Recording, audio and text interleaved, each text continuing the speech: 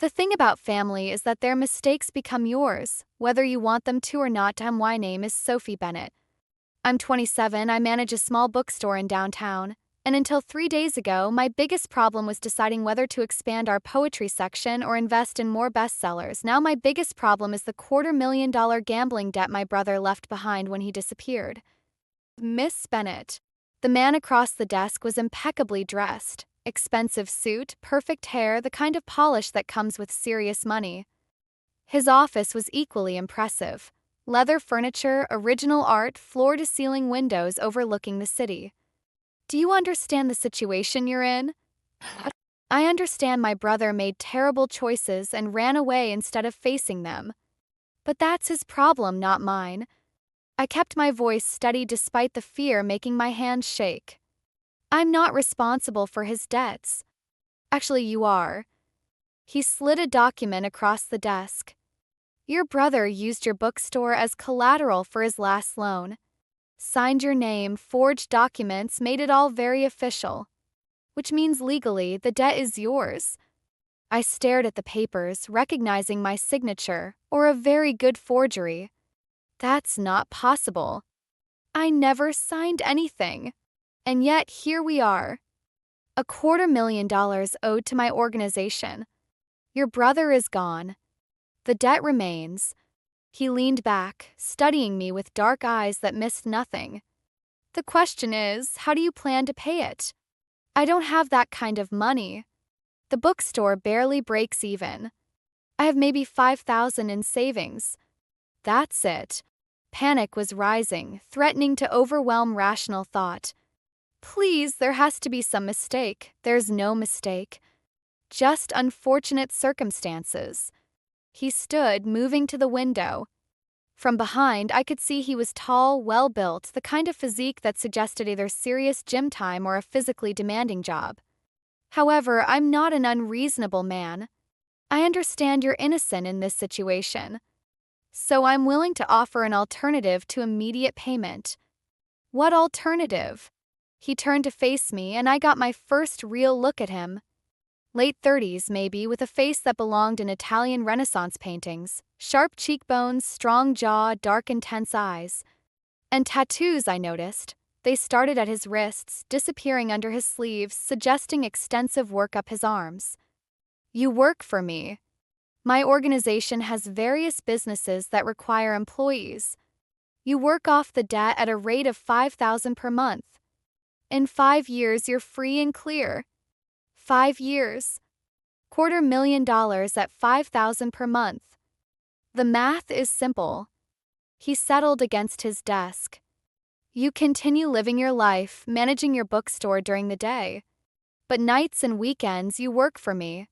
Whatever I need, administrative work, event coordination, personal assistance.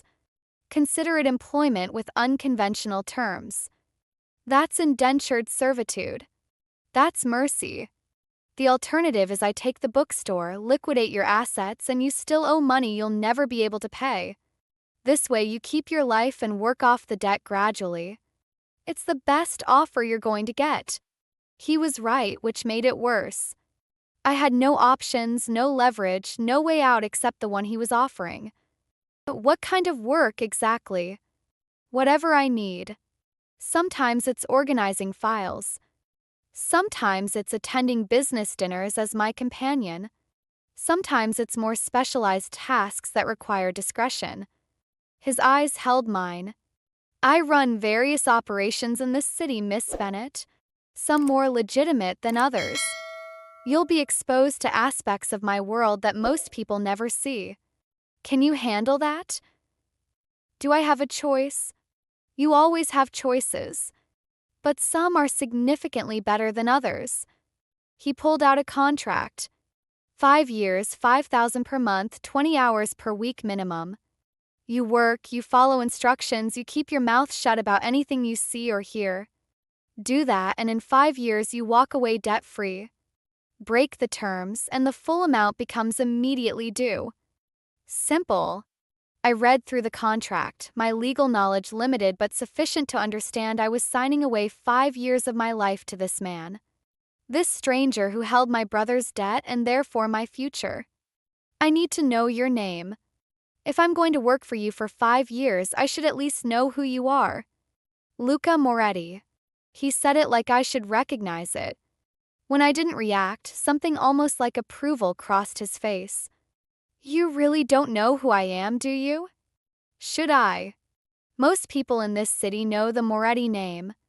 We've been influential for several generations. The fact that you don't suggests you've lived a remarkably sheltered life. He handed me a pen. Sign, Miss Bennett. Start working off your brother's mistakes. Or walk away and lose everything. Your choice. I signed because what else could I do? The moment the pen left the paper, I felt the weight of it. 5 years, bound to this man, this world I knew nothing about. Excellent. Luca took the contract, filing it away.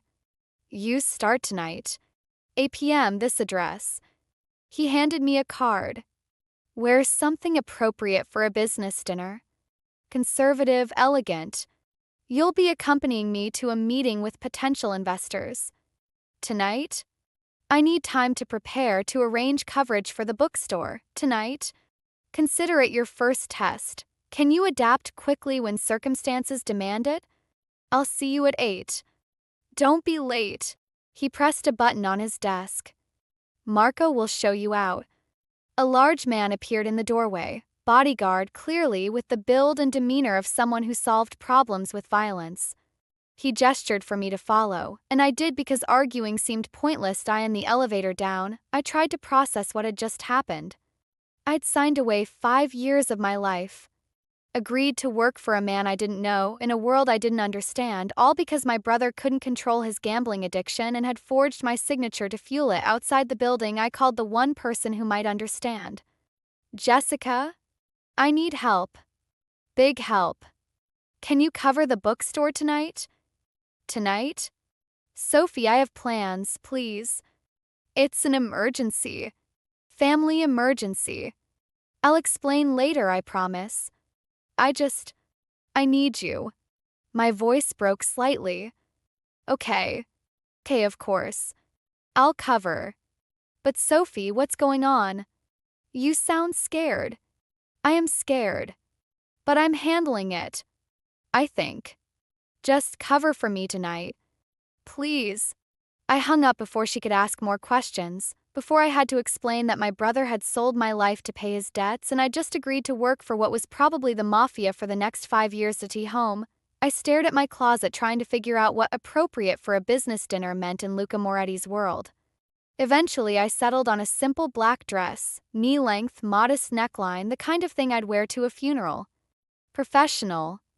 Forgettable, except when I arrived at the address, a high-end Italian restaurant that I'd never been able to afford, and saw Luca waiting outside, I realized I'd miscalculated. Every other woman entering the restaurant was dressed to kill. Designer dresses, expensive jewelry, the kind of confidence that comes with serious money. Miss Bennett. Luca's eyes traveled over my dress, and I couldn't tell if he approved or was disappointed. Punctual. Good. Come. He offered his arm, and I took it because refusing seemed like starting off on the wrong foot.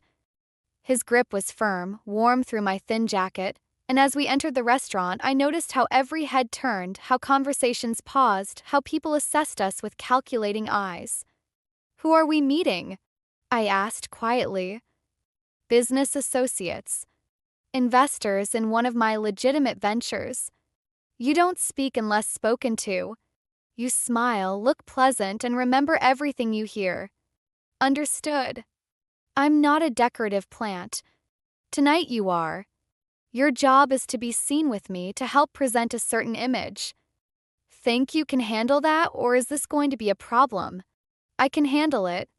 Even though I felt completely out of my depth, the dinner was 3 hours of talking business I barely understood, laughing at jokes that weren't funny, and watching Luca work a room like a conductor leading an orchestra.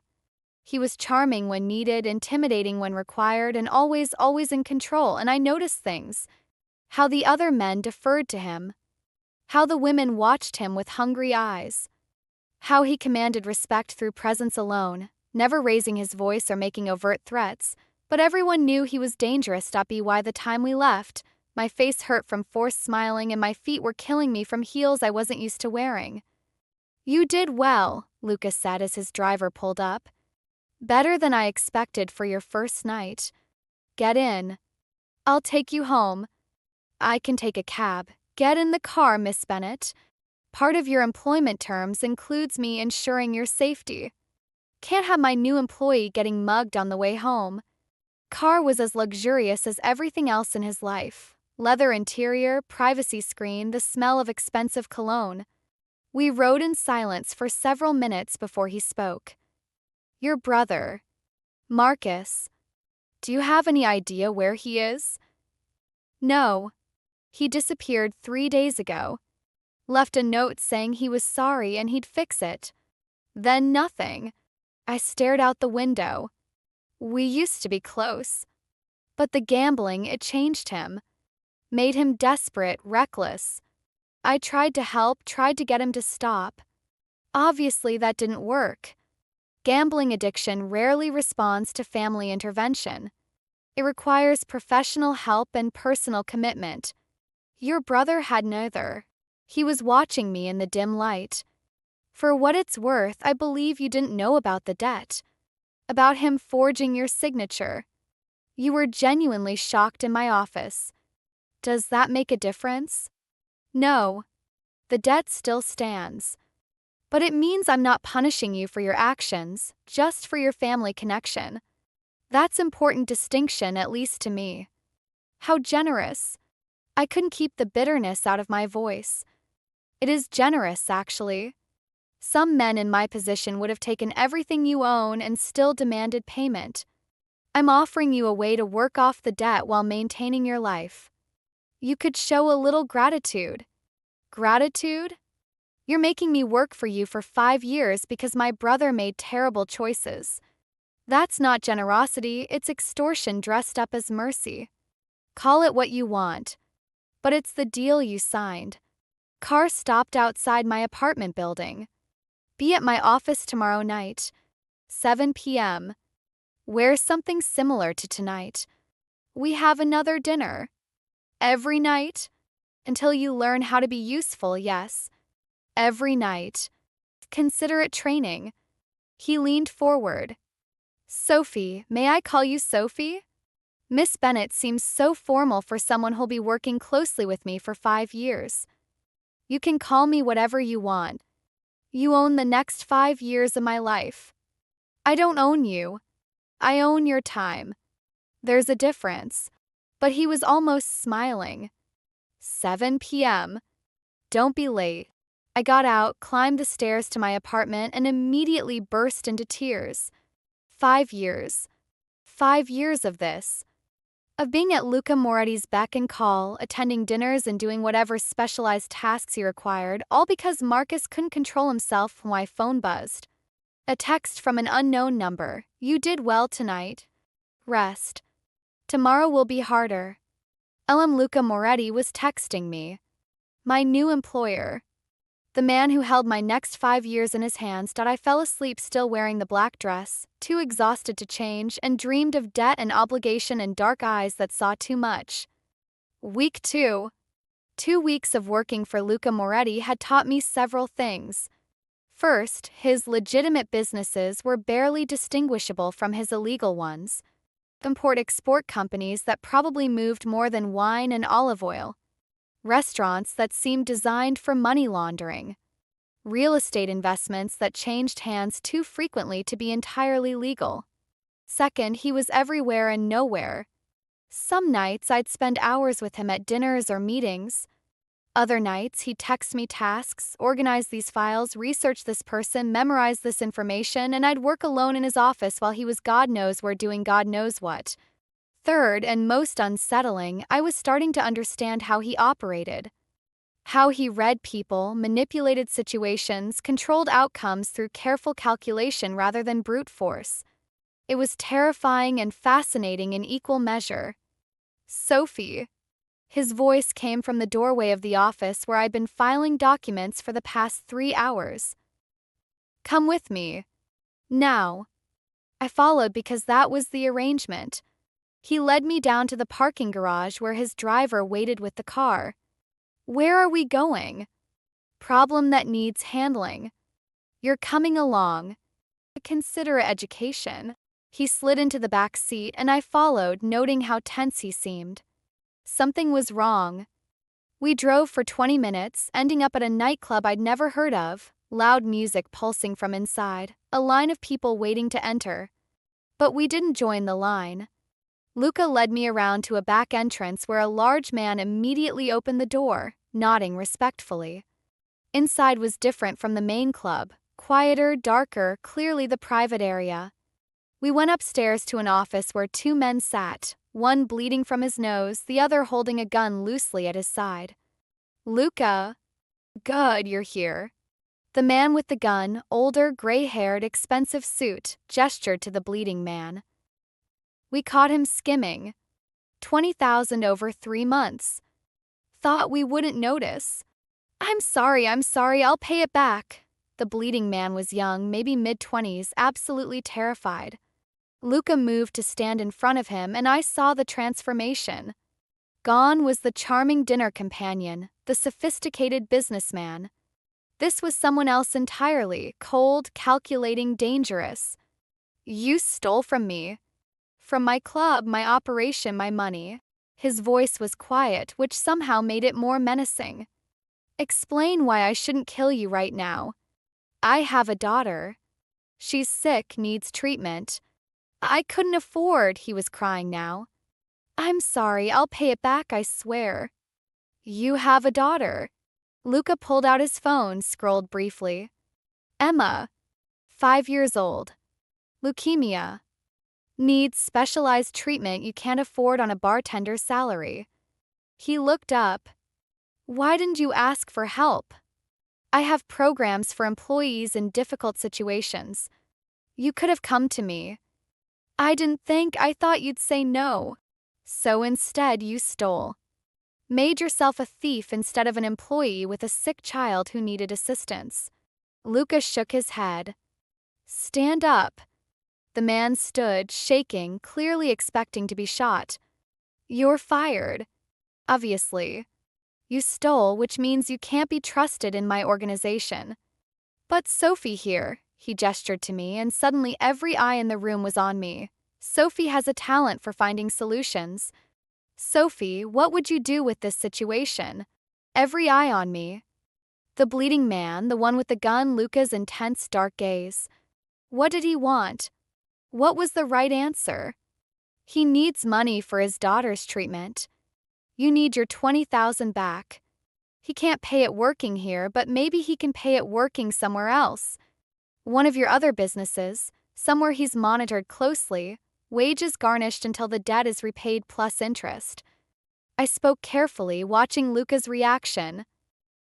That way justice is served, the debt gets paid, and a 5-year-old girl gets her father while she fights cancer. Silence. Then Luca smiled, actually smiled, genuine and pleased. See? Solutions. Everyone wants to jump to violence, but sometimes the better answer is creative problem solving. He turned back to the bleeding man. You'll work at my warehouse. Loading, inventory, whatever they need. Your wages are garnished 70% until you've paid back 25,000, the 20 you stole plus 5,000 in penalties. Medical expenses for your daughter are covered through my family foundation, but you'll pay that back too, interest-free, after the primary debt is cleared. Refuse these terms and we handle this the traditional way. Choose. I accept. Thank you, thank you. Don't thank me. Thanks, Sophie. She just saved your life. He gestured to the man with the gun. Marco, get him cleaned up and down to the warehouse. Have them start him on night shift tonight.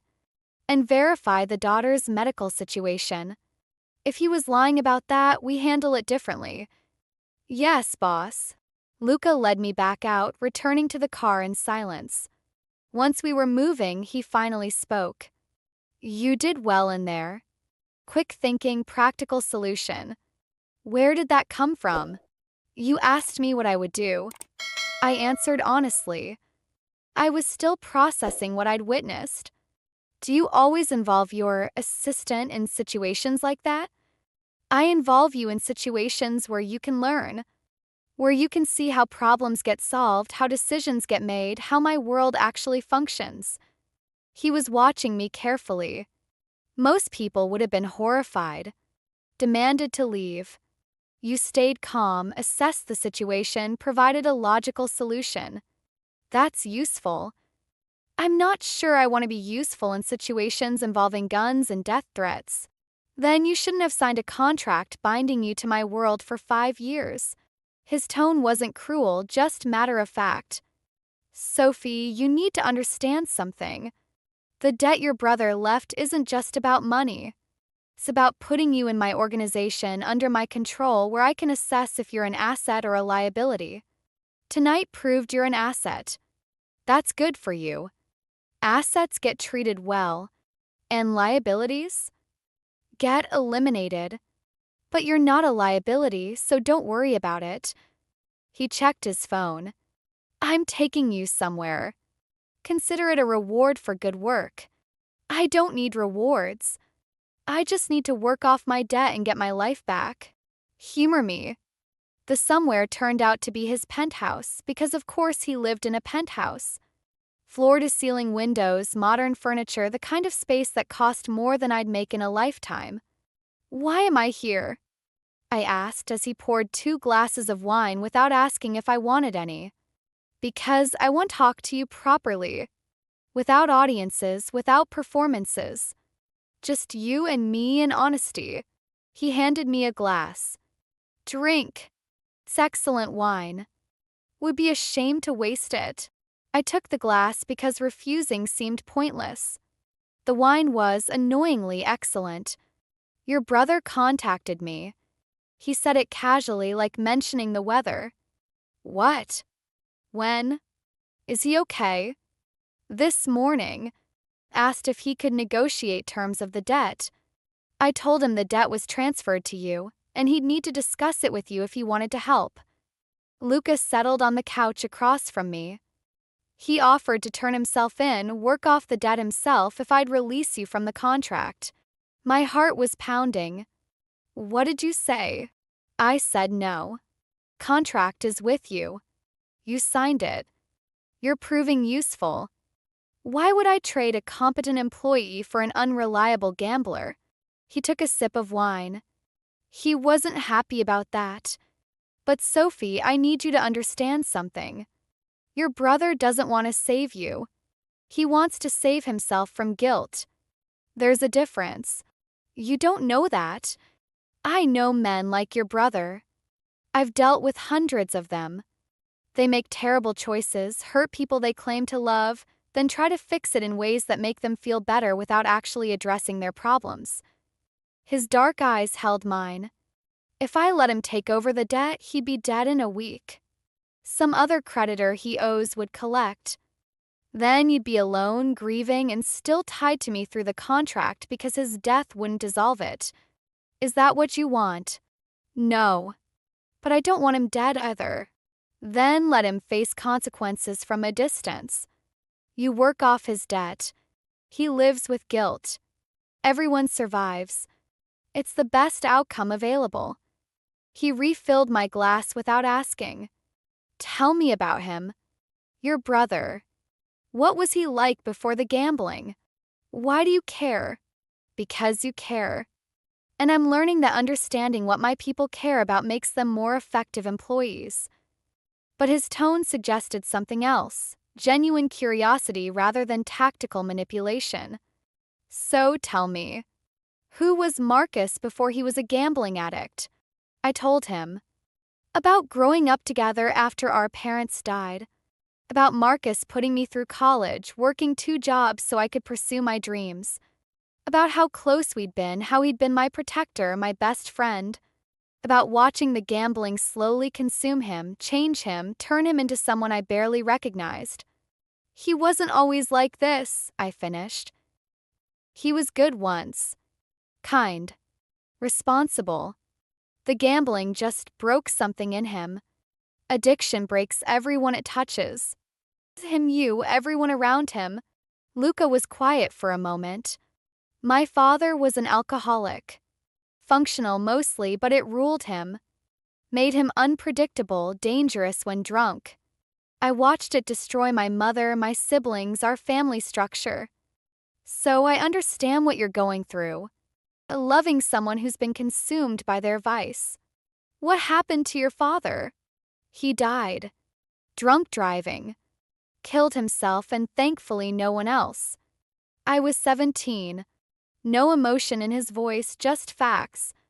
That's when I took over family business. Learned quickly that being ruthless kept people alive while being soft got them killed.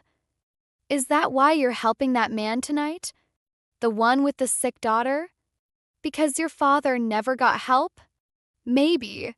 Or maybe I'm just practical. Dead employees don't pay back debts.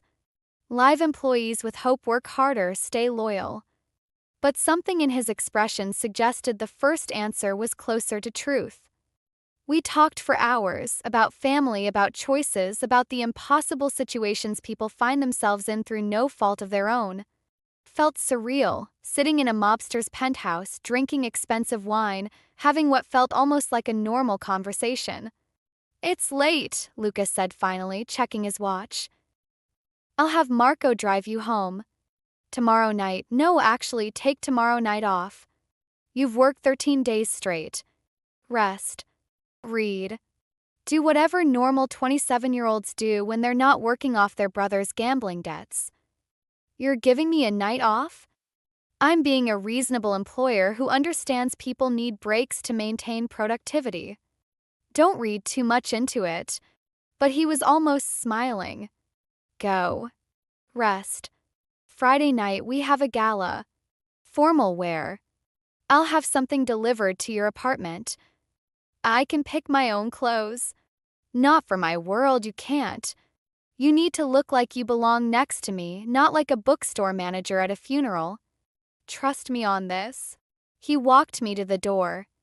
Sophie, you're doing well. Better than I expected.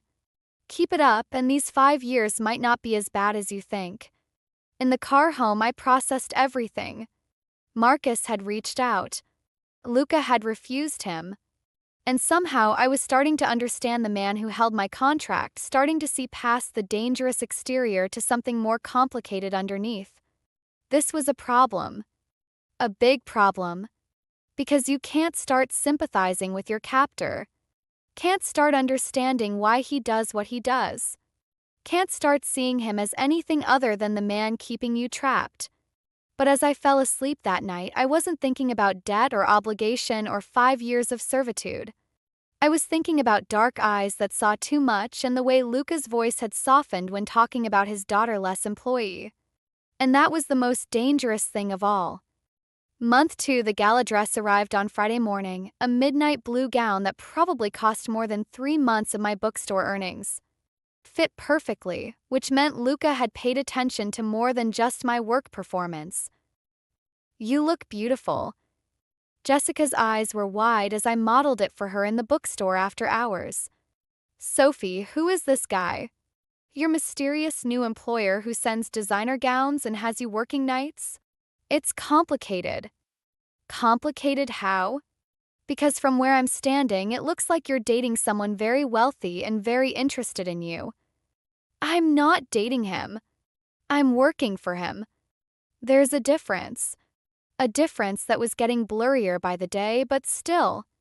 Working for him in designer gowns at formal galas. Right. That's definitely just employment. She helped me with the zipper. Sophie, be careful. Guys who can afford to send dresses like this usually have strings attached. I know. Trust me, I know. What I didn't tell her was that the strings were already attached. Had been since the moment I signed that contract. Everything since then was just me learning to navigate the web I was caught in. Luca picked me up personally, no driver this time. He wore a tuxedo that made him look like he'd stepped out of a James Bond film, and when his eyes traveled over the dress, I saw approval mixed with something else. Something that made my stomach flip. Perfect, he said simply. Ready. As ready as I'll ever be for whatever this is. It's a charity gala, fundraiser for Children's Hospital. We smile, we donate, we network. Standard social obligation. He held the car door open. Try to enjoy it. It's not all business tonight. The gala was in a museum, classical architecture, soaring ceilings, art worth millions on the walls. And people. So many people, all dressed to impress, all watching who arrived with whom.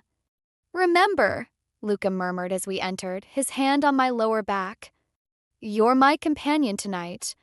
That means you're under my protection, but also under scrutiny. People will judge you, assess you, try to figure out who you are and what you mean to me. Let them wonder. What do I mean to you? That's what they're trying to figure out. His smile was slight. Come. I'll introduce you to people who matter. The next 2 hours were a blur of introductions. Business associates, politicians, socialites, all assessed me with calculating eyes, trying to determine my place in Luca's world. Some were welcoming. Others were coldly polite. All were clearly surprised to see Luca Moretti with a companion. He doesn't usually bring dates, one woman told me when Luca stepped away to take a call. In fact, I don't think he's brought anyone to these events in the 3 years I've been attending. You must be special. I'm his assistant. Assistants don't wear Valentino. She smiled knowingly. But call it whatever makes you comfortable. Just be careful. Men like Luca Moretti don't do relationships. They do acquisitions. Make sure you know which one you are. She drifted away, leaving me with that unsettling thought. Was I an acquisition? Property he'd obtained through his brother's debt, dressed up and shown off like a trophy? You look troubled. Luca returned, 2 glasses of champagne in hand. What did Victoria say to you? That you don't do relationships. That men like you do acquisitions. I took the champagne. Is that what I am? An acquisition you're showing off? You're an employee who's proving surprisingly valuable and pleasant company. Is that an acquisition? Technically. But so is everyone who works for me. He led me toward the balcony, away from the crowd. Sophie, I'm not going to lie to you. I don't do relationships. Don't have time, don't have the temperament. But that doesn't mean I don't appreciate quality when I find it. Quality. Like I'm a wine or a car. Like you're someone intelligent, capable, and far more interesting than anyone else in this room. His dark eyes held mine. You saved a man's life 2 weeks ago with quick thinking. You've learned my world faster than anyone I've employed. You don't simper or flatter or try to manipulate me like most people do. That's not acquisition, Sophie. That's respect. Respect. I tested the word. You respect me, but you still own my time for the next 5 years. I own your time because your brother made choices that put you in my debt. But how I treat you during those 5 years is my choice. I'm choosing respect. Would you prefer something else? I'd prefer freedom. But since that's not available, respect will do.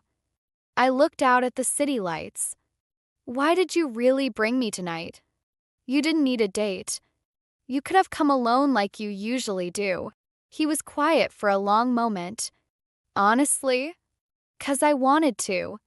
Because these events are insufferable alone and you make them less so. Because he stopped. Because you're good company. That's all. That's all? Not because parading me around establishes some kind of claim? Not because you're marking territory? Are you asking if I'm showing people you're under my protection? Yes, that's part of it. Having you seen with me sends a message that you're not to be touched, not to be threatened, that you're under Moretti protection. Is that manipulation? Also yes. But it keeps you safe. Does that bother you?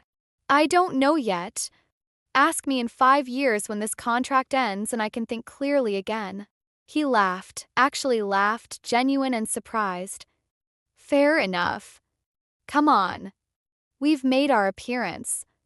Let's get out of here. The gala's not over, I don't care. I've donated enough money to buy their goodwill. They won't miss us. He took my hand, leading me back through the crowd toward the exit. I know a place. Better than this. Real food, real wine, no pretense. Place turned out to be a small Italian restaurant in a neighborhood I'd never been to, family-owned, clearly a local spot rather than tourist trap. The owner greeted Luca like an old friend, led us to a private room in back, and immediately brought wine without being asked. You come here often? I asked as Luca poured. Since I was a kid. My family owns the building, but the Rossi family has run the restaurant for 40 years. Best food in the city, and they don't ask questions about who you're with or what you discuss. He raised his glass. To surviving another terrible gala and finding better ways to spend Friday nights. I clinked my glass against his. The wine was excellent, the food that followed even better. And slowly I felt myself relaxing, actually relaxing for the first time in months. Tell me something, Luca said over dessert. If you weren't working off your brother's debt, what would you be doing right now? What's the life you'd have if none of this happened? Honestly, probably exactly what I was doing. Running the bookstore, reading too much, avoiding social obligations. My life wasn't exciting before all this. It was just mine. And now it's not. Now it's on loan to you. For 5 years. Then maybe I get it back. I took a bite of tiramisu. What about you? If you weren't running a criminal empire, what would you be doing? Criminal enterprise. Empire sounds presumptuous. But he was smiling. And honestly, I'd probably be doing the same thing, just on a smaller scale. This life chose me before I could choose anything else. Family business, family expectations, family legacy. You don't walk away from that. But would you want to? If you could. He considered this seriously. No. I'm good at what I do. I bring order to chaos, provide structure and protection to people who need it. I'm not saying I'm a good person, I'm not. But I serve a purpose. That's enough. Even when that purpose involves threatening people, collecting debts through coercion, even then, 'cause the alternative is worse. You think your brother's only debt was to me? He owed money to 6 different organizations. I'm the only one who offered you a way to work it off instead of just taking everything and leaving you homeless. That's not evil, Sophie. That's pragmatism with mercy mixed in. He had a point. As much as I hated to admit it, he had a point. Marcus called me. I said it quietly. Last week. Asked if I was okay, if I needed help. I told him I was handling it. He cried. Guilt. Probably genuine, but useless. Crying doesn't pay debts. Luca refilled our wine glasses. Did he tell you where he is? No. Just that he's safe, trying to get help for the gambling. Thanked me for covering his debt. My voice was bitter. Like I had a choice. You always have choices. They're just not always good ones. He was watching me carefully. Sophie, I need to tell you something. About Marcus. My stomach dropped. What about him? He's in Las Vegas. Still gambling. Whatever help he claimed to be getting, he's not getting it. He's actively making things worse. Luca pulled out his phone, showing me surveillance photos. My brother at a casino, chips in front of him, that desperate look I knew too well. My people found him 2 days ago. He's racking up new debts. Different organizations, but same pattern. I stared at the photos, feeling something break inside me. He's not getting help. He lied. Yes. I'm sorry, but yes. Luca pocketed the phone. The question is, what do you want to do about it? What can I do? I'm already working off one debt. I can't take on more.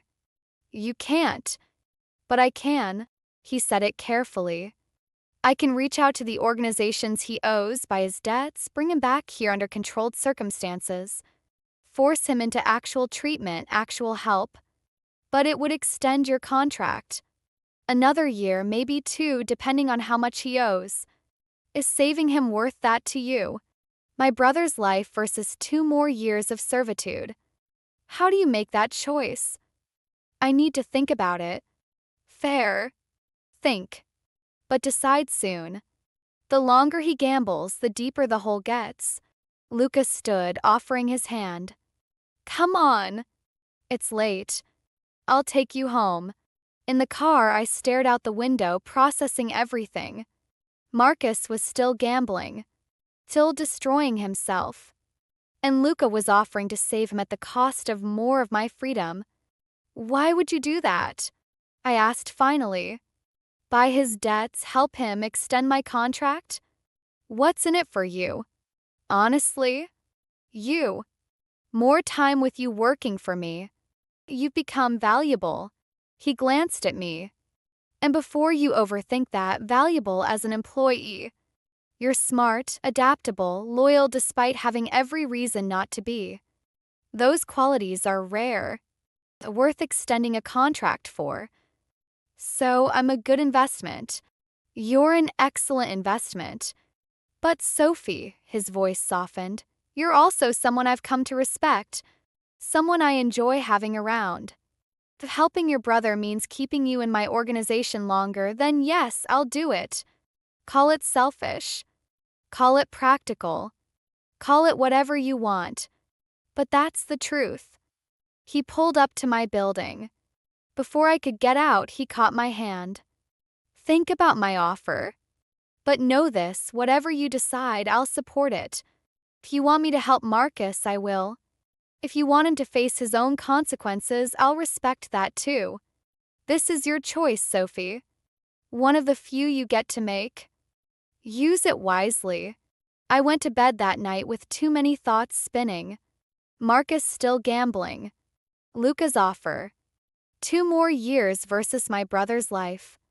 Respect versus acquisition. Valuable versus valued. And underneath it all, the terrifying realization that I was starting to care what Luca Moretti thought of me. Starting to want his approval, his respect, his company. Starting to see him as more than just the man who held my contract.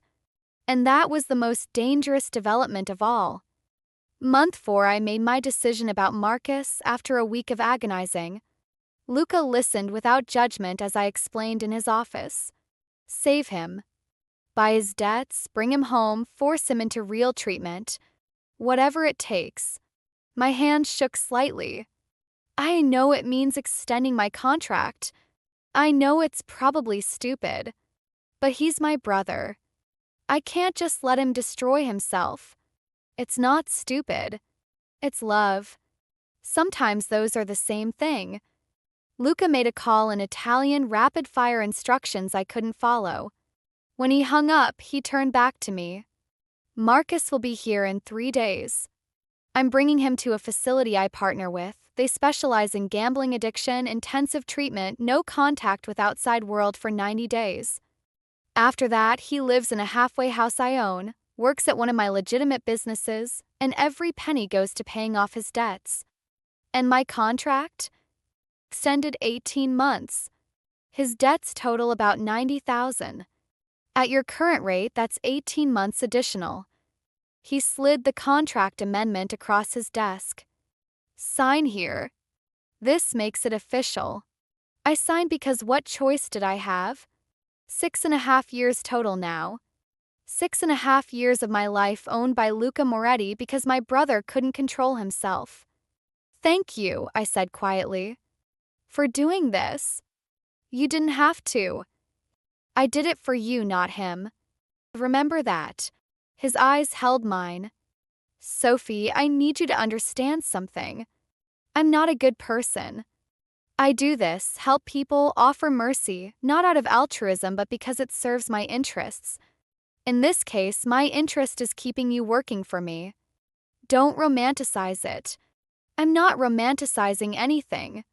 I'm just grateful my brother won't die in a Vegas gutter. I stood to leave. Wait! Came around the desk. Tonight, cancel your plans. We're going somewhere. Where? You'll see. We're something casual. I'll pick you up at 7. He picked me up in a different car, still expensive but less conspicuous. And he was dressed down too, jeans, black sweater, looking less like a mob boss and more like a normal man in his 30s. Where are we going? I asked as he drove. Community center. In the neighborhood where I grew up. They're having a fundraiser, local kids, families, people who need support. I sponsor the place anonymously, but I like to show up sometimes. Remind myself where I came from. He glanced at me.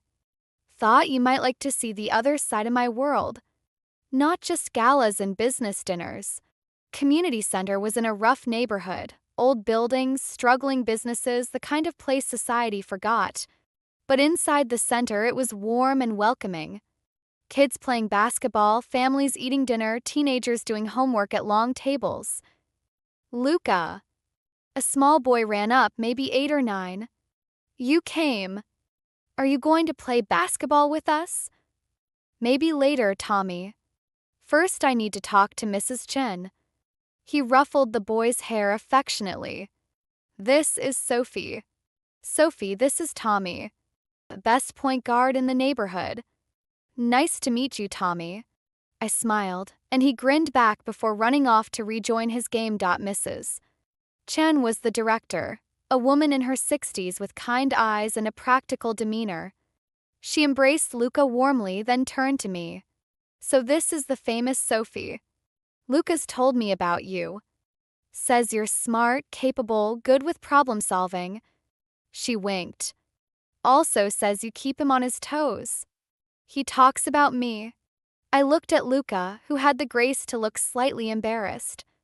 I may have mentioned you once or twice. He cleared his throat.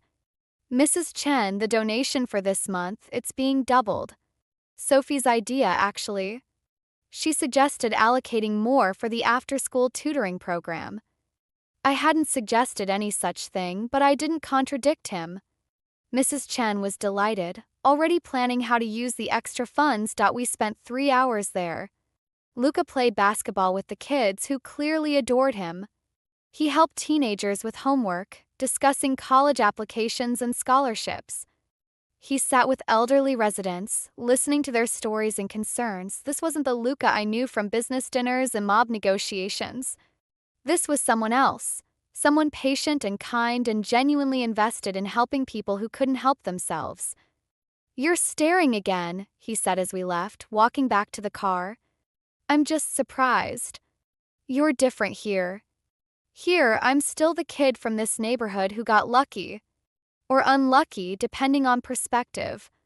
These people knew me before I was Luca Moretti, head of operations. They knew me as Luca, the kid whose father drank too much and whose mother worked 3 jobs. I don't forget that. He opened my car door. Come on. One more stop. The next stop was a diner, not fancy, just a standard 24-hour place with vinyl booths and laminated menus. But Luca led me to a booth in the back like he knew exactly where he was going. I used to come here as a teenager. After my father died, when I was taking over family business, drowning in responsibility and violence and decisions no 17-year-old should have to make. I'd come here at 2 in the morning and just sit, eat terrible coffee and mediocre pie and pretend to be normal for an hour. He ordered coffee for both of us. Haven't been back in years. But tonight felt right. Why tonight? 'Cause you're seeing who I am beyond the contracts and the obligations. Figured you might as well see all of it. He poured sugar in his coffee. Sophie, I need to tell you something. About why I really extended your contract to save Marcus. You said it was because I'm a good employee. That's part of it. But honestly, I did it because I wanted an excuse to keep you around longer. 'Cause somewhere in the past 4 months you stopped being just an obligation and started being someone I actually care about having in my life. He said it matter-of-factly, like discussing a business deal. I know that's not fair to you. I know you're only here because you have to be. But I'm being honest like you asked. That's why. My heart was pounding. Luca, you don't have to say anything. I'm not asking for anything. Just being honest about my motivations. You deserve that much. He took a sip of the terrible coffee. Your brother arrives Saturday. I'll be at the facility when he checks in. You can come if you want. Say goodbye before the 90-day blackout period. I want to come. Even if he's angry with me. Even if he blames me. I need to see him. He'll probably be angry. People forced into treatment usually are. But Sophie, you're saving his life. Eventually, he'll understand that. His hand found mine across the table. And when he does, when he's clean and thinking clearly, he'll realize how lucky he is to have a sister who sacrificed years of her freedom for him. Saturday came. Treatment facility was in the mountains, isolated and secure. Marcus looked terrible, thin, exhausted, desperate. When he saw me, his expression cycled through shame, anger, gratitude, and back to shame. Sophie, I'm so sorry. I'm so fucking sorry, I know. But you're getting help now. Real help. You're going to get better. I hugged him despite everything. I love you. Even when I hate what you've done. I love you.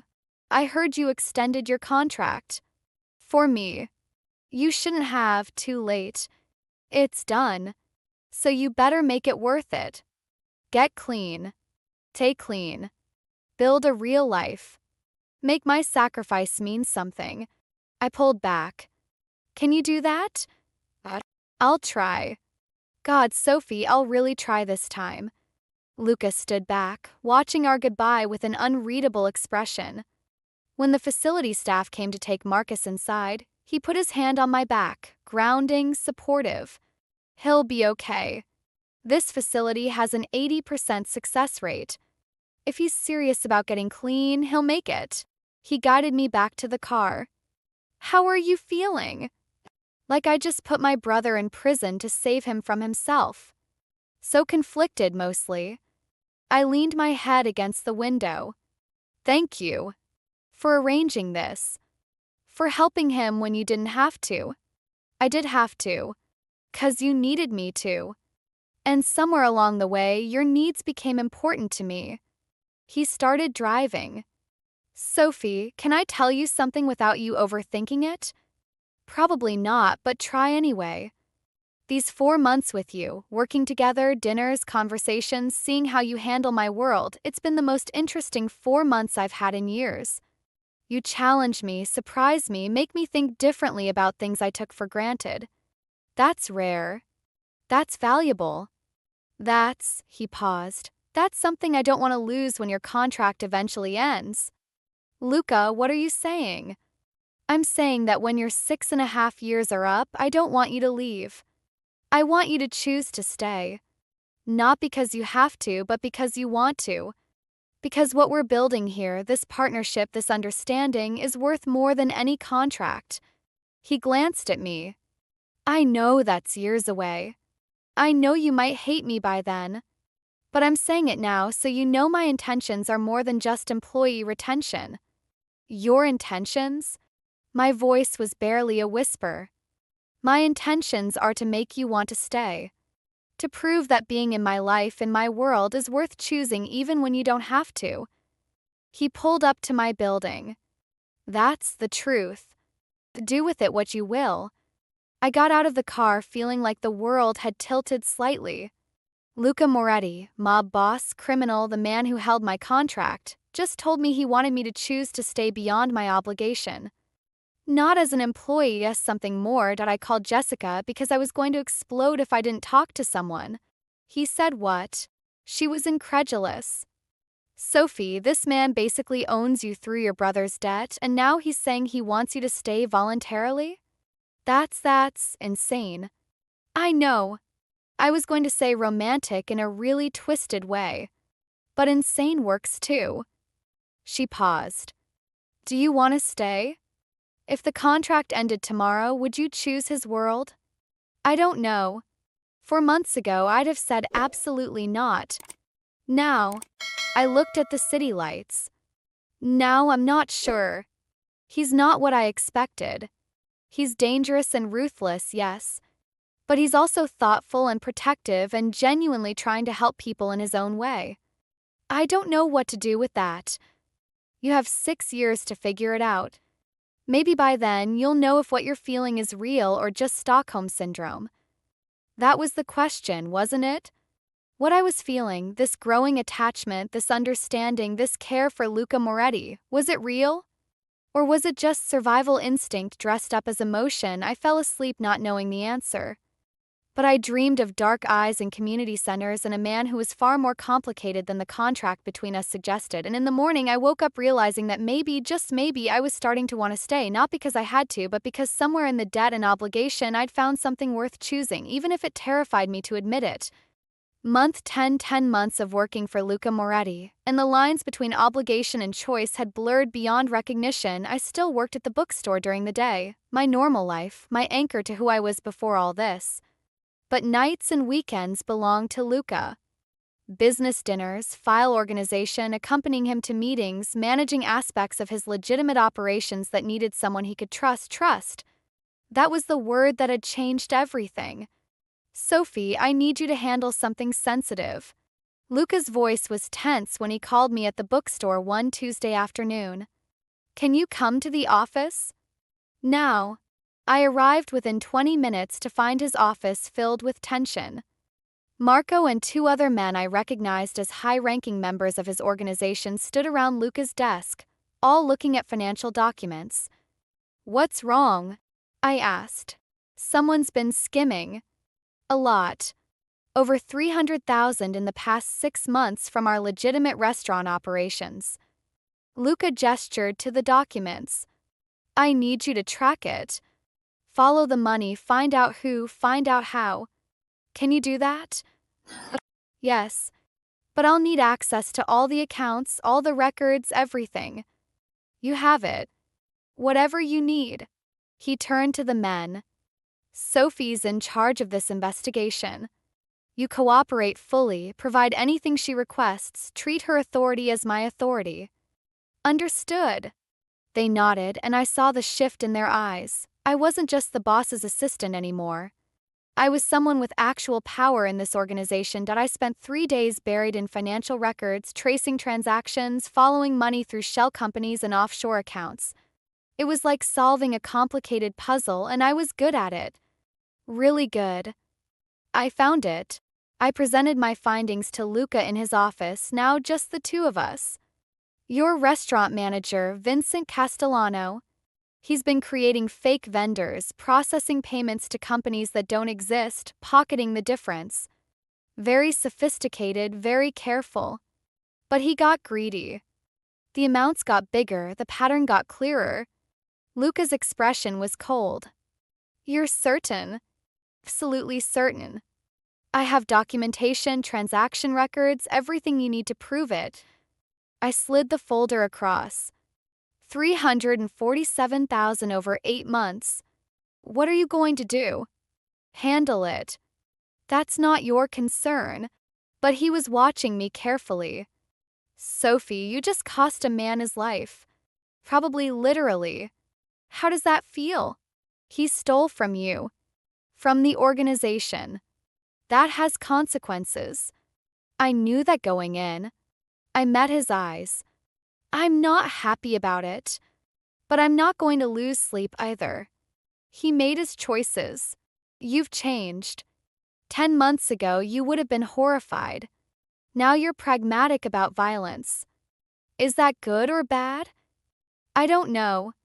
But it's survival. In your world, being too soft gets you hurt. You taught me that. I stood. I need to get back to the bookstore. Jessica's covering, but she can't stay all day. Wait. Came around the desk. Thank you. For finding this, for handling it professionally. You've proven yourself beyond what I expected. That matters to me. I'm just doing the job you contracted me for. You're doing more than that. You're becoming essential. To my business, yes. But also to he stopped. Never mind. Go. We'll talk later. But I knew what he'd almost said. Essential to him personally. Not just the business. That evening, Vincent Castellano disappeared. I didn't ask details. Didn't want to know. But I'd learned enough about Luca's world to know exactly what had happened, and the terrifying part was that I'd accepted it as necessary. 3 days later, Marcus called me. I told Luca over dinner at his penthouse, a routine we'd fallen into, working late then eating together, discussing business and life in equal measure. He's completed the 90-day program, moving to the halfway house next week. I know. I got the report. He's doing well. Counselors say he's genuinely committed this time. Luca poured more wine. You can visit him now if you want.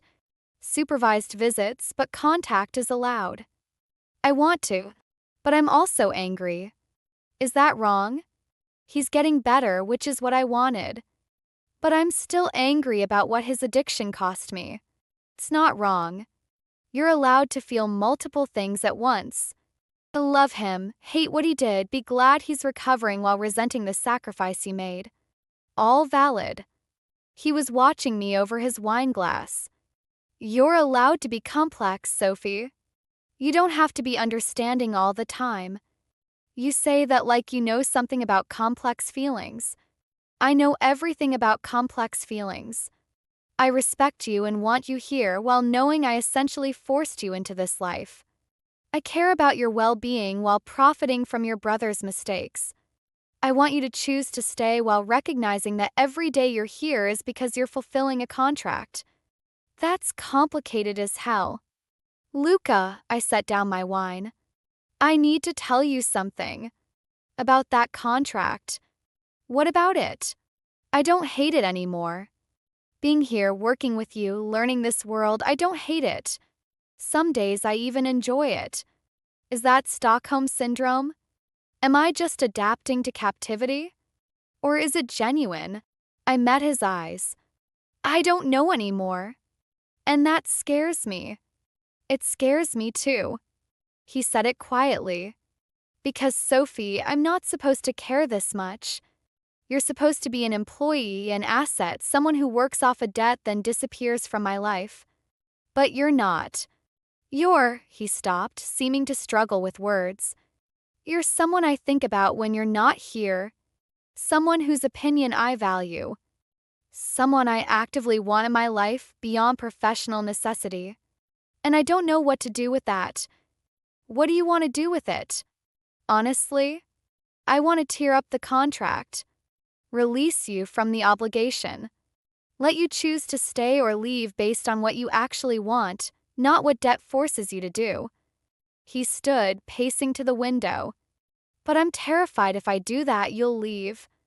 And I don't want you to leave. My heart was pounding. You'd really tear up the contract? Release me? I'd really consider it. But Sophie, I need to know something first. If I did release you, if you were free tomorrow, would you stay? Question hung between us, massive and terrifying. Would I stay? 6 months ago, the answer would have been an immediate no. But now, after 10 months of dinners and conversations and working side by side, after seeing every aspect of him, the ruthless businessman, the community supporter, the complicated man trying to do right by people in his own twisted way, I don't know, I admitted. I think I might. But I'm not sure if that's genuine feeling or just learned behavior. How do I know the difference? You test it. You leave for a while, get distance, see if you miss this. Miss me? He turned back to me. Here's what I'm proposing. Your contract has 5 years and 8 months remaining. I'll suspend it for 6 months. You keep your job at the bookstore, live your normal life, but you don't work for me at all. Complete separation. For 6 months you decide, resume the contract and work off the remaining time, or I forgive the entire debt and you walk away free. Your choice. Why would you do that? 'Cause I need to know. Need to know if what we have is real or just manufactured through proximity and obligation. And the only way to know is to remove the obligation and see what remains. His dark eyes held mine. I'm willing to risk losing you to find out if you'd choose me freely. Are you willing to risk that too? It was insane. Generous and terrifying and completely insane. What if I take the 6 months and decide not to come back? You lose 5 years of debt repayment. Then I lose it. I have enough money, Sophie. What I don't have is someone I trust completely. Someone who challenges me and surprises me and makes me think I could be more than just a ruthless criminal. He moved closer. You're worth more to me than 5 years of debt collection. So yes, I'll risk it. The question is, will you? Yes. Yes, I'll risk it. The words came before I could overthink them. 6 months. Complete separation. Then I decide. Good. He pulled out the contract and right there in front of me he wrote across it, suspended. 6 months effective immediately. Then signed and dated it. You're free, Sophie Bennett. For 6 months you owe me nothing. After that we'll see what you choose. He walked me to the door and at the threshold he caught my hand. Sophie, I need you to know something before you go. These 10 months, working with you, learning about you, watching you adapt and grow and become someone formidable, it's been the best 10 months I've had in years. Thank you for that. Thank you for, I struggled for words, for seeing me as more than just your brother's debt, for giving me this chance to figure out what I actually want. You deserve that chance. He pressed a kiss to my forehead, warm and brief. Go. Live your normal life. I'll see you in 6 months. Or not. Depending on what you decide. I left feeling like the ground had shifted beneath me. Free. For the first time in 10 months, I was actually free, and the terrifying realization was that I wasn't sure I wanted to be month 11, 2 weeks into freedom life without Luca was surprisingly hollow that I worked at the bookstore full-time again. Caught up with friends. Dated a guy Jessica set me up with, nice, normal, boring. I lived the life I'd had before Marcus's debt changed everything, and I was miserable. You miss him. Jessica observed over coffee. The dangerous mob boss you keep insisting you don't have feelings for. You miss him. I miss the work. Challenge. Feeling like I was part of something important. You miss him. Just admit it. You fell for your captor. He wasn't my captor. He was my employer. There's a difference. Sophie, he literally owned your time through your brother's debt. That's pretty much the definition of captor. But somehow you fell for him anyway. And now that you're free, you're realizing it wasn't just obligation keeping you there. She was right. God help me, she was right that I lasted 3 weeks before I called him. Luca? It's Sophie. I know. I've been waiting for you to call. His voice was warm. How are you? Miserable. Turns out freedom isn't all it's cracked up to be when you miss the person who was supposed to be keeping you captive. I laughed, slightly hysterical. I think I'm an idiot. You're not an idiot. You're someone who found something unexpected in an unlikely situation. That's not stupid. That's being open to possibility. A pause. Do you want to have dinner? Not as employer and employee. Just as 2 people who miss talking to each other. Yes. God, yes. But Luca, if we do this, if I come back, I need to know it's not just about the contract anymore. I need to know you want me there for me, not just because I'm useful. Sophie, I want you there because when you're not, everything feels less interesting. Business is just business. Food tastes bland. The city looks gray. You make things better by existing in my space.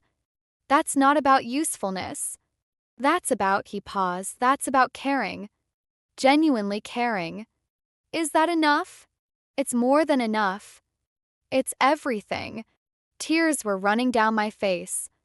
I'm coming back. Not because I have to. 'Cause I want to. Because these 3 weeks without you have been the longest 3 weeks of my life. Then come back. Not to fulfill a contract. Not to work off debt. Just come back to me. We'll figure out the rest as we go. I went back that night. To his penthouse, to his world, to him. And when he opened the door, the relief in his eyes mirrored what I felt. You came back. I came back. Not for the contract. For you. For us. For whatever this is. I stepped inside. I'm choosing you, Luca Moretti. Freely, completely. Is that what you wanted to know? That's everything I wanted to know. He pulled me close, and when he kissed me, it wasn't like the forehead kisses or brief touches before. This was real, deep, full of 10 months of restraint finally released. I love you, he murmured against my lips. I've loved you for months, but I couldn't say it while you were here because of obligation. Now you're here by choice, and I can finally tell you, I love you, Sophie Bennett. Debt or no debt. Contract or no contract. Just you. I love you too. Which is absolutely insane given how we met. But I do. I love you. We spent that night talking, planning, figuring out what our future looked like now that obligation wasn't dictating it. Contract was torn up, literally torn in half and thrown away. My brother's debt was forgiven. I was free and I was choosing to stay. 1 year later, the bookstore was expanding. Luca had quietly purchased the space next door and gifted it to me, not as payment or obligation, but because he believed in what I was building. We'd knocked down the wall, doubled the size, added a cafe section. You're spoiling me, I told him as we surveyed the construction one Sunday morning. I'm investing in your dreams. There's a difference. He pulled me close, his arms around my waist. Besides, you've earned it. You helped me restructure 3 businesses last quarter, saved me from a bad deal with the Luciano family, and somehow managed to make my mother like you more than she likes me. Your mother adores you. She just shows it through criticism. Italian mothers. Kissed my temple. Speaking of my mother, she's invited us to Sunday dinner. Again, I think she's hoping we'll announce an engagement. Are we announcing an engagement? Are we engaged? His eyes held mine, serious now. Because, Sophie, I'd marry you tomorrow if you'd have me. But I didn't want to ask until enough time had passed that you'd know for certain it wasn't about obligation or debt or anything except choosing each other. It's been a year since the contract ended.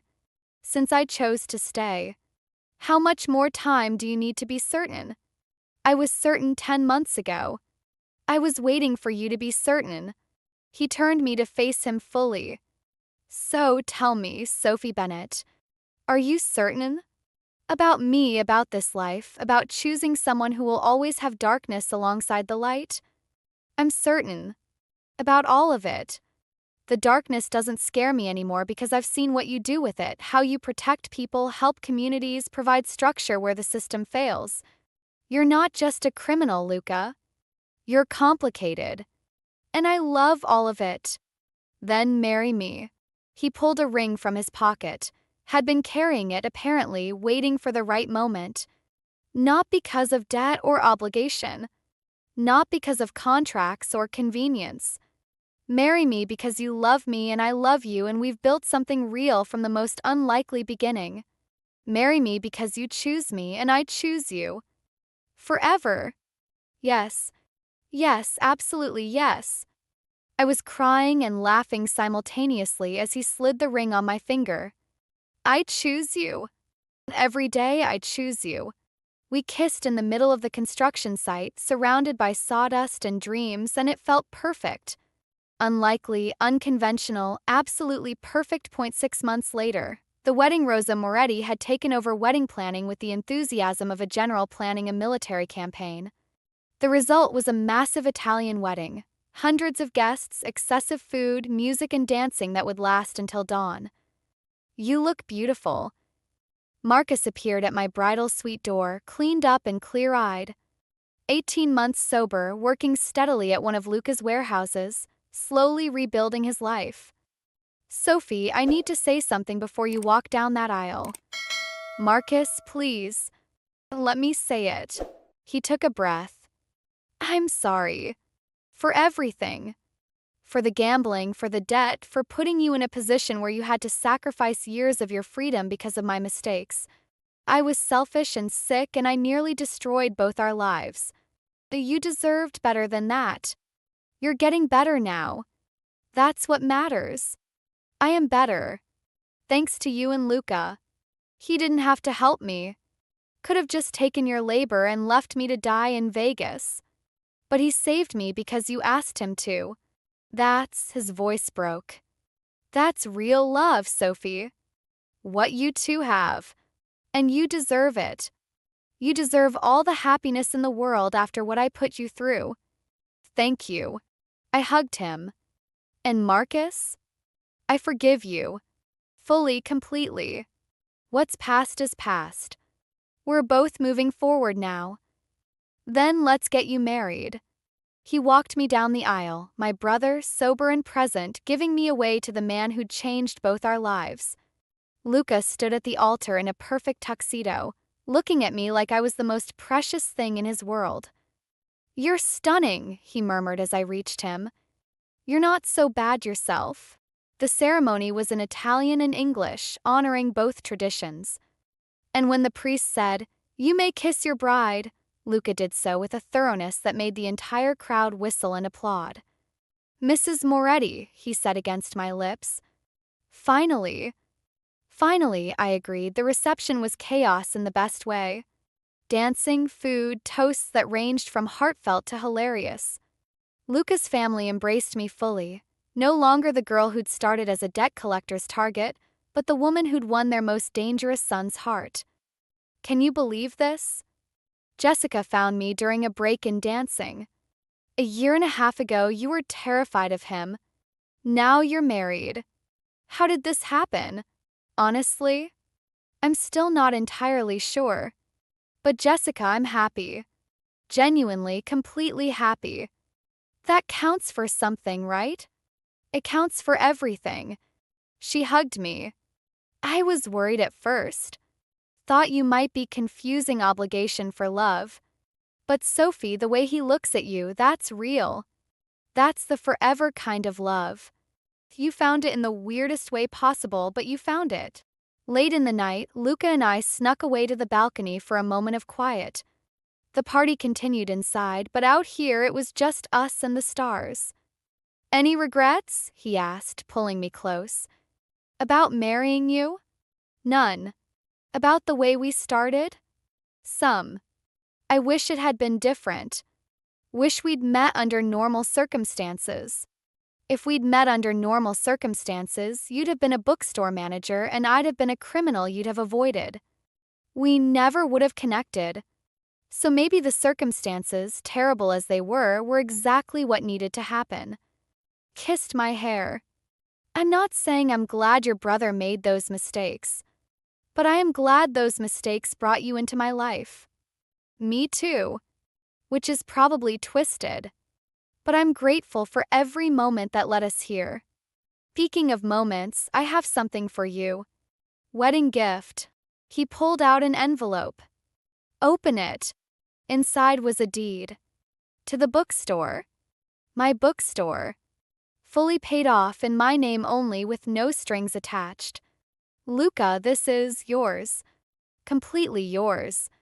I know you worried about me having too much control, about the bookstore being something I gave you rather than something you earned. So this makes it official, it's yours. Your business, your success, your accomplishment. I'm just the husband who gets to be proud of you. I don't know what to say.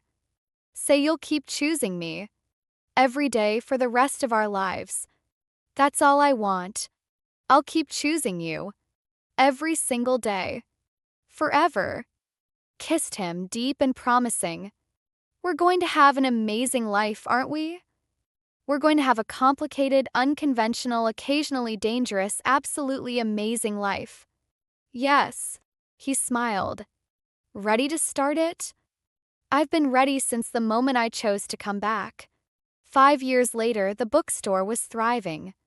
Marcus was 5 years sober, engaged to a wonderful woman he'd met in recovery, managing his own small business. And I was standing in Luca's office, 7 months pregnant with our first child, reviewing security protocols because apparently I was now that deeply embedded in his world. "You should be resting," Luca said, looking up from his desk. "I'm pregnant, not broken. And you asked me to review these contracts before the meeting tomorrow. I asked you 3 days ago. I didn't mean you needed to do it immediately." He came around to rest his hand on my swollen belly. "How's she doing?" "She's doing great. Very active. Takes after her father, doesn't sleep much, always moving. If she takes after her mother, she'll be brilliant and stubborn and somehow make running a criminal empire seem like a reasonable career choice." Kissed me softly. "I love you. Have I mentioned that today?" "Only 3 times. You're slacking. Then let me say it again. I love you, Sophie Moretti. For choosing me when you didn't have to. For building a life with me despite how impossibly we started. For giving me a daughter and a future I never thought I'd have. I love you too. For seeing me as more than a debt. For giving me space to choose. For becoming someone I actively want to spend forever with." I looked around his office at the life we'd built. We did it, didn't know. Turned something terrible into something beautiful. We did. And Sophie? I wouldn't change a single thing. Even the beginning. Even the contract and the debt and the obligation. 'Cause it brought me you. And you're worth everything. Our daughter was born 2 months later, Isabella Rose Moretti, named after Luca's sister and my grandmother. She had her father's dark eyes and my stubborn determination, and from the moment she arrived, she owned both of us completely. "She's perfect," Luca whispered, holding her with the kind of gentleness most people wouldn't believe he was capable of. "You're perfect. Our life is perfect. Our life is complicated and unconventional and definitely not what anyone would call traditional. But it's ours. And yes, it's perfect." And it was. The bookstore manager who'd been kidnapped by mistake to pay her brother's debt. The mob boss who'd offered a contract and somehow found love. The impossible situation that became an unlikely partnership that became forever. 5 years since I'd signed that contract. 4 years since I'd torn it up and chosen him freely. 3 years of marriage. And now a daughter who'd grow up knowing that love can come from the most unexpected places. "What are you thinking about?" Luca asked, catching me smiling while I watched them together. "About debt. About obligation. About how sometimes the worst things lead to the best things. About how I came into your office terrified and desperate and now I'm here, watching you hold our daughter, and I've never been happier. Your brother's debt brought you to me. But you stayed because of who we became together. That's not debt, Sophie. That's choice. That's love. That's everything." He looked at our daughter, then at me. "Thank you. For choosing me. For staying. For building this impossible, beautiful life. Thank you for being worth choosing. For becoming someone I couldn't imagine living without. For taking something that started as coercion and turning it into something real." Isabella made a small sound and Luca laughed softly. "She agrees. We're a family now. Built from debt and obligation and unlikely circumstances. But a family nonetheless. The best family." I joined them, the 3 of us together in the quiet of early